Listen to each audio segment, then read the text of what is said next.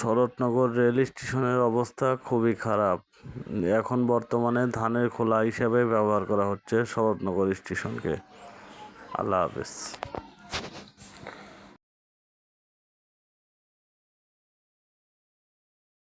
দেখেন, একটা স্টেশনের উপরে আপনার খেয়া শুকানো হচ্ছে, তারপরে স্টেশনের উপরে আপনারা ধান মিশু গাড়িতে রেখে ধান মারাই করা হচ্ছে, তারপরে আবার গাছের উপর দিয়ে আপনার খেয়াল লেগে লেগে আছে। তাহলে এটা কি বোঝার আর বাকি আছে যে এটা কৃষকের ধানের খোলা, এখানে ধান মারাই করা হয়? তো এই স্টেশনের এই অবস্থা দেখে আমার খুবই খারাপ লেগেছে গাইস। তো আমি আপনাদেরকে অনুরোধ করব যে সরকারি স্থাপনা, এমনিতেই তো শরৎনগর জায়গাটা একদম ভাঙাচুরো, স্টেশনটা একদম ভাঙাচুরো, তারপরে যদি এইভাবে নোংরা করে রাখেন তাহলে কিন্তু মানুষ আসলে এখান থেকে ট্রেনে উঠতে ভয় পাবে, মনে হবে যে একটা ভূতের বাড়ি, এরকম মন্তব্য করে ফেলতে পারে। তো গাইস, সেটা আপনাদের ব্যাপার, আপনাদের এলাকার স্টেশন, আপনারা কি করবেন সেটা আপনাদের ব্যাপার। তো আমি এখানে বেড়াতে গেছিলাম, আমার দেখে খুবই খারাপ লেগেছে। তো গাইস, আমার কাছে এটুকু অনুরোধ থাকবে যে ওই স্টেশনটাকে পরিষ্কার পরিচ্ছন্নতা রাখবেন, আর আপনারা যাতে মানুষের চলাচল করতে পারে সেই উপযোগী করে রাখবেন। তো গাইস, আজকে এখান থেকেই বিদায় নিচ্ছি। ভালো থাকবেন, সুস্থ থাকবেন, আল্লাহ হাফেজ। আর দেখা হচ্ছে নেক্সট কোনো ব্লগে। সে পর্যন্ত সুস্থ থাকুন, বাই বাই।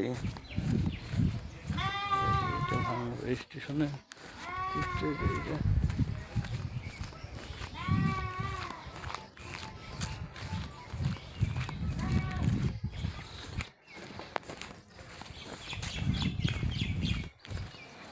এই যে তেলগুলো পড়ে আছে সব, সব একদম নামও ভাঙুরা, একদম ভেঙে গেছে সব।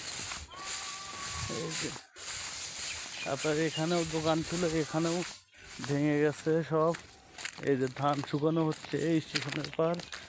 একটা স্টেশনের উপরে যদি ধান শুকানো হয়, ধানের খন্দ নেওয়া হয়, তাহলে সেই স্টেশনটা কত ভালো থাকে। এই দেখেন, এই যে ফুড মেশিনটা ধান মেলা হয়েছে, এই যে আপনার এই যে গাছের ডালের সাথে আপনার খেয়াল লেগে আছে, দেখছেন? এই যে দেখছেন, ভাঙ্গুড়া স্টেশনের অবস্থা একদমই ভাঙ্গা। এই যে